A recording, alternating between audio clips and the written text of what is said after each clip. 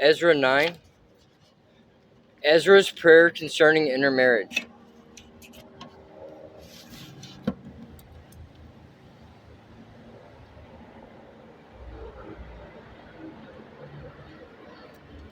When these things had been done, the Jewish leaders came to me and said, "Many of the people of Israel, and even some of the priests and Levites, have not kept themselves separate from the other people living in the land. They have taken up the detestable practices of the Canaanites, Hittites, Perizzites, Jebusites, Ammonites, Moabites, Egyptians, and Amorites. For the men of Israel have married women from these people and have taken them as wives for their sons. So the holy race has been polluted by these mixed marriages. Worse yet, the leaders and officials have led the way in this outrage." When I heard this, I tore my cloak and my shirt, pulled hair from my head and beard, and sat down utterly shocked. Then all who trembled at the words of the God of Israel came and sat with me because of this outrage committed by the returned exiles. And I sat there utterly appalled until the time of the evening sacrifice. At the time of the sacrifice, I stood up from where I had sat in mourning with my clothes torn. I fell to my knees and lifted my hands to the Lord my God. I prayed, "Oh my God, I am utterly ashamed. I blush to lift up my face to you.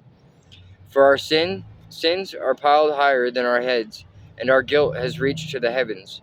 From the days of our ancestors until now, we have been steeped in sin.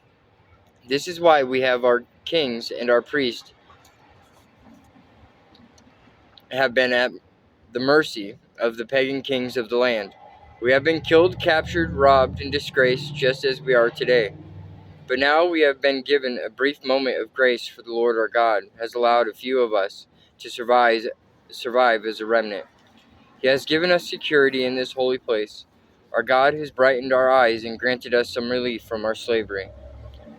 For we're slaves, but in his unfailing love our God did not abandon us in our slavery.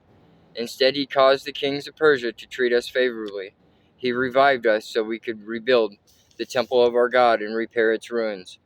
He has given us a protective wall in Judah and Jerusalem. And now, our God, what can we say after all of this? For once again we have abandoned your commands. Your servants, the prophets, warned us when they said, "The land you are entering to possess is totally defiled by the detestable practices of the people living there.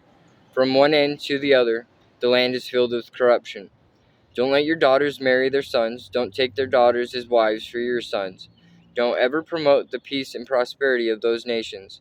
If you follow these instructions, you will be strong and will enjoy the good things the land produces, and you will leave this prosperity to your children forever. Now we are being punished because of our wickedness and our great guilt, but we have actually been punished far less than we deserve.